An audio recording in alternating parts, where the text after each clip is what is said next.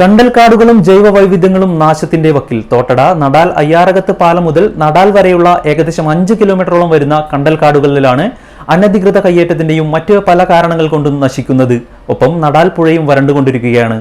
ഒരു കാലത്ത് ദേശാടന പക്ഷികളും കൊക്കുകളും നിറഞ്ഞു നിന്നെടുത്ത് ഇന്ന് കാണാനാവുക വിരലിലെണ്ണാവുന്നത്ര പക്ഷികൾ മാത്രം. സിറ്റി ന്യൂസ് റിപ്പോർട്ടർ ജയദേവൻ തയ്യാറാക്കിയ റിപ്പോർട്ടിലേക്ക്. സൂക്ഷിച്ചു പോയിരിക്കുന്ന പുഴയും നാശത്തോടടുക്കുന്ന കണ്ടൽക്കാടുകളും നടാൽ ജനതയെ സംബന്ധിച്ചിടത്തോളം ഏറെ വിഷമകരമായ ഒരു വാർത്തയാണ്. ഒരു കാലത്ത് ദേശാടന പക്ഷികളും കൊക്കുകളും നിറഞ്ഞു നിന്നെടുത്ത് ഇവയൊക്കെ വിരലിലെണ്ണാവുന്നതായിരിക്കുന്നു. ഈ ഒരു അവസ്ഥയ്ക്ക് കാരണം നമ്മൾ ഓരോരുത്തരും തന്നെയാണെന്നാണ് ഈ ചിത്രങ്ങൾ നമുക്ക് കാണിച്ചു തരുന്നത്. വളപട്ടണം കഴിഞ്ഞാൽ രണ്ടാമത്തെ വലിയ കണ്ടൽക്കാടുകളാണ് നടാലിലേത്. എന്നിട്ടും ഈ കണ്ടൽക്കാടുകൾ നശിക്കുന്നു എന്നത് സങ്കടകരം തന്നെയാണ്. മാലിന്യങ്ങൾ തള്ളുന്നത് ഈ പുഴയുടെ തീരത്തും പുഴയിലുമാണ്. കണ്ടലിന്റെ നാശത്തിന് ഒരു കാരണം ഇതുതന്നെയാണെന്ന് നമുക്ക് ഉറപ്പിച്ചു പറയാം. പ്ലാസ്റ്റിക് കവറുകളും ചാക്കുകളും കണ്ടൽ ചെടിയുടെ വേരുകളിൽ തന്നെ നിന്ന് അവയ്ക്ക് വളരാൻ കഴിയാത്ത സാഹചര്യം സൃഷ്ടിക്കുന്നു. കുറ്റിക്കണ്ടൽ, വള്ളിക്കണ്ടൽ തുടങ്ങി വിവിധ തരങ്ങളിലുള്ള കണ്ടലുകളും കണ്ണാമ്പെട്ടി തുടങ്ങിയ ഔഷധ ചെടികളും ഇടതൂർന്നു നിന്നിരുന്ന സ്ഥലമാണിത്. ഇന്ന് അവയൊന്നും ഇല്ലെന്ന് തന്നെ പറയാം. ഇവിടെ കയ്യേറ്റ ശ്രമം നടക്കുന്നു എന്ന് സംശയിക്കേണ്ടിയിരിക്കുന്നു. ഇങ്ങനെയാവുമ്പോൾ കണ്ടലുകൾ നശിപ്പിക്കാനും സാധ്യത ഏറെയാണ്. ഇതിനൊക്കെ തടയിടുന്നതിന് പുഴ അളന്ന് തിട്ടപ്പെടുത്തണമെന്നും പരിസ്ഥിതി പ്രവർത്തകനായ കെ നാസർ പറയുന്നു. നടാൽ മുതൽ അയ്യാറകത്ത് പാലം വരെയുള്ള ഏകദേശം 5-6 കിലോമീറ്റർ വരുന്ന നടാൽ പുഴയുടെ തീരത്താണ് ഇപ്പോൾ സിറ്റി ന്യൂസ് ഉള്ളത്.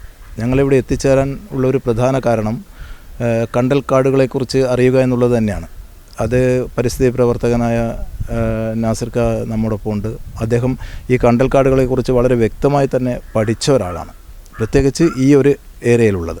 അപ്പോൾ കൂടുതൽ ഞാൻ പറയുന്നതിനേക്കാൾ ഉചിതം അദ്ദേഹം പറയുന്നത് തന്നെയാണ്. ഒരു കാലത്ത് ഈ നടാൽ പുഴയിൽ മത്സ്യസമ്പത്തിൻ്റെ ഒരു ഉറവിടം തന്നെയായിരുന്നു.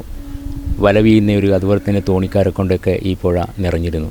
അന്നൊക്കെ ഒരുപാട് മത്സ്യസമ്പത്തുണ്ടായിരുന്നു. ഇന്ന് പുഴയിലൊരു മത്സ്യം പോലും കാണാനില്ല. പ്രത്യേകിച്ച് പച്ചക്കാരൻ ഞണ്ടുകൾ, ഒരുപാട് തന്നെ മൊളാസ്ക വർഗത്തിൽപ്പെട്ട മറ്റ് ജീവജാലങ്ങൾ, ഇരുമീൻ, അതുപോലത്തെ ഒരുപാട് പുഴ മത്സ്യങ്ങളൊക്കെ ഇന്ന് ഈ പുഴയിൽ ഇല്ലാതായിക്കൊണ്ടിരിക്കുക.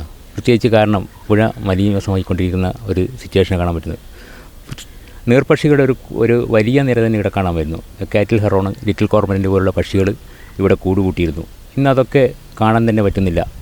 നടാൽ ആ 12-13 മഴവരങ്ങൾക്കിടയിൽ ഒരു 700ഓളം കൂടുകൾ ഒരു 3-4 വർഷം മുന്നേ കണ്ടിരുന്നു. കാറ്റിൽ ഹൊറോൺ, അവർ ലിറ്റിൽ കോർമൻ്റുകളൊക്കെ. പക്ഷേ ഇന്നൊക്കെ അത് ഒരു 10-15-20 കൂടുകളായി ചുരുങ്ങിയിരിക്കുകയാണ്.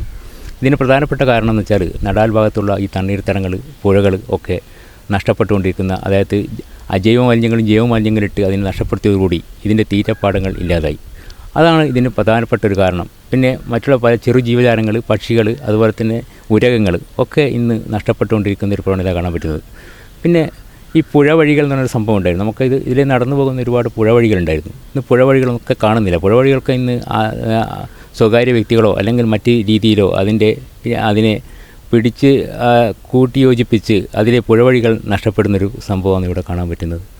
അത് നമ്മുടെ നാട്ടുകാർക്കിടയിൽ ഒരു ബോധവൽക്കരണ ക്ലാസ്, അതുപോലെ തന്നെ മറ്റു രീതിയിൽ ബന്ധപ്പെട്ടവരെ ശ്രദ്ധയിൽപ്പെടുത്തി ഈ പുഴ സംരക്ഷിക്കേണ്ടത് നമ്മുടെ ഓരോരുത്തരുടെയും കടമയാണെന്ന് കൂടി പറയാം. ഇതെല്ലാം ഒരിക്കൽ നഷ്ടപ്പെട്ടു കഴിഞ്ഞാൽ പിന്നീട് ഒരിക്കലും തിരിച്ചു കിട്ടില്ലെന്നും ഈ കാഴ്ചകളും ഇദ്ദേഹവും ഓർമ്മപ്പെടുത്തുന്നു. പ്രകൃതി നമുക്ക് നൽകിയ വരദാനമാണ് പുഴയും ജൈവ വൈവിധ്യങ്ങളും. അതിനെ സംരക്ഷിക്കാൻ നമ്മൾ തയ്യാറായില്ലെങ്കിൽ പ്രകൃതി വികൃതിയാവും. ക്യാമറമാൻ രജിത്തിനൊപ്പം ജയദേവൻ, സിറ്റി ന്യൂസ്, കണ്ണൂർ.